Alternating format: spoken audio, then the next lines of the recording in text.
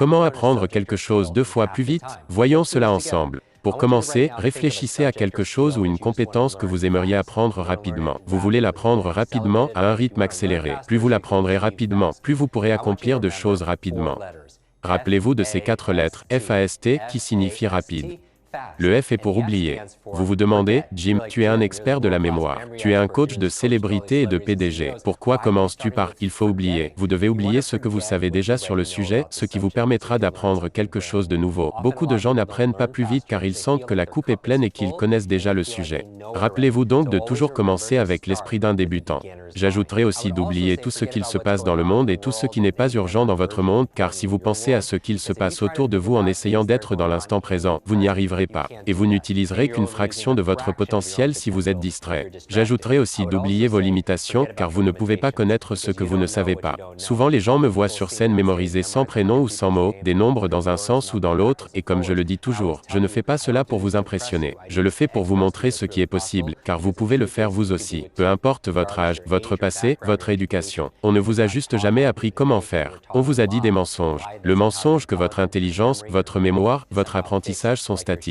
Mais nous savons maintenant que vos capacités d'apprentissage sont vraiment illimitées. Alors, mettez vos limitations de côté et oubliez-les. Le A dans FAST est pour actif. Si vous vous sentez surchargé avec trop de choses à apprendre en trop peu de temps, du genre vous avez des livres sur vos étagères que vous n'avez pas encore lus, vous recevez plus de 10 emails par jour, vous écoutez des podcasts, il y a tellement d'informations autour de nous. Mais si vous vous sentez stressé, que vous allez abandonner, c'est dû au fait que nous avons grandi avec une éducation du XXe siècle qui nous a préparés pour ce vieux monde qui au début du siècle signifiait travailler dans des usines ou des fermes. Mais aujourd'hui, nous vivons à l'ère des voitures électriques autonomes et des vaisseaux spatiaux vont sur Mars, mais notre choix de véhicule quand vient le temps d'apprendre, s'apparente à un cheval qui tire une charrette. Et le plus dur, c'est que nos écoles nous ont habitués à rester passifs. Rester assis, seul, écouter le cours, juste à consommer de l'information, mais votre cerveau n'apprend pas en consommant, il apprend en créant. Apprendre n'est pas un sport dans lequel vous êtes spectateur, vous devez participer. Vous devez prendre des notes, poser beaucoup de questions. Il y a tellement de choses que vous pouvez faire pour être plus actif. Le S est pour état. Qu'est-ce que j'entends par état? Cela correspond à l'humeur de votre esprit et de votre corps. Voici la clé pour une meilleure mémoire, l'information combinée à une émotion devient de la mémoire à long terme. L'information combinée à une émotion devient de la mémoire à long terme. Ce que ça veut dire? Y a-t-il une odeur ou un plat qui pourrait vous ramener à votre enfance? Bien sûr, car l'information combinée à une émotion devient de la mémoire à long terme. Quand vous étiez à l'école, quelle était l'émotion principale que vous ressentiez alors? Vous vous ennuyez, pas vrai? Et si vous multipliez n'importe quoi par 0, qu'est-ce que vous obtenez? Vous obtenez 0. Donc la plupart des gens ne se souviennent pas de ce qu'ils ont appris à l'école à cause de leur état d'être. Rappelez-vous de ceci, tout ce que vous apprenez dépend de votre état d'être. Si vous voulez apprendre plus, contrôlez votre état d'être. Mais qui contrôle votre état? Vous, car vous êtes un thermostat, pas un thermomètre. C'est-à-dire, quelle est la fonction d'un thermomètre? Un thermomètre réagit à l'environnement.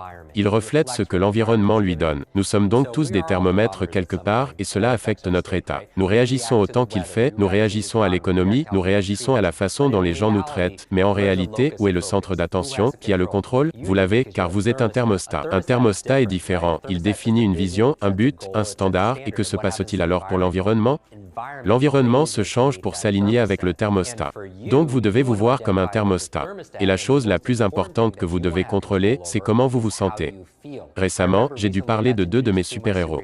Je parle de super-héros car j'ai dû grandir avec des problèmes d'apprentissage après un accident cérébral. J'ai appris tout seul comment lire et cela m'a pris 3 longues années. J'ai appris à lire en lisant des bandes dessinées jour et nuit. Ces histoires de super-héros m'ont vraiment aidé à apprendre. Et récemment, j'ai pu rencontrer 2 de mes super-héros qui étaient Sir Richard Branson et Stan Lee, pas Stanley, Stan Lee, les co-créateurs de Spider-Man, Avengers, X-Men, les 4 Fantastiques. Je me rappelle demander à Stan Lee, Stan, quel est votre super-héros préféré? Il me répondit, Iron Man, puis me demande, Jim, qui est ton super-héros préféré? Et il avait une cravate de Spider-Man, je lui ai dit, Spider-Man. Il me dit alors, un grand pouvoir implique de grandes responsabilités, ça vous dit quelque chose, pas vrai? Et je lui dis, Stan, vous avez raison. Un grand pouvoir implique de grandes responsabilités, mais le contraire est aussi vrai, une grande responsabilité implique de grands pouvoirs. Quand nous devenons responsables, nous avons le pouvoir de l'améliorer, et je pense que la plus grande responsabilité que nous avons, c'est de contrôler comment nous nous sentons. Comment atteindre cet état de curiosité, d'excitation, qui sont ceux qui apprennent le plus rapidement dans le monde? Les enfants bien sûr. Les enfants ont ce prodige. L'une de mes citations favorites vient de Rumi. Il dit « Échangez votre intelligence contre la perplexité. Échangez votre intelligence contre la perplexité. » Pour finir, le T dans FAST, si vous voulez apprendre n'importe quel sujet ou compétence plus rapidement, apprenez-le comme si vous deviez l'enseigner à quelqu'un d'autre, car quand vous apprenez pour enseigner, vous prêterez attention différemment. Vous allez mieux vous l'approprier. Vous vous en souviendrez différemment.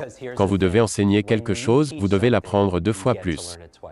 Salut, mon nom est Jim Quick, et en grandissant je fus surnommé le garçon au cerveau brisé. Avec toutes ces infirmités et difficultés d'apprentissage, je suis parti de cela pour devenir le meilleur coach de mémoire et d'apprentissage du monde pour les meilleures universités, PDG et célébrités. Ces 25 dernières années, j'ai développé toutes ces stratégies et techniques pour vous aider à révéler le pouvoir de votre cerveau. J'aimerais partager toutes ces techniques et méthodes avec vous. J'espère que vous apprécierez.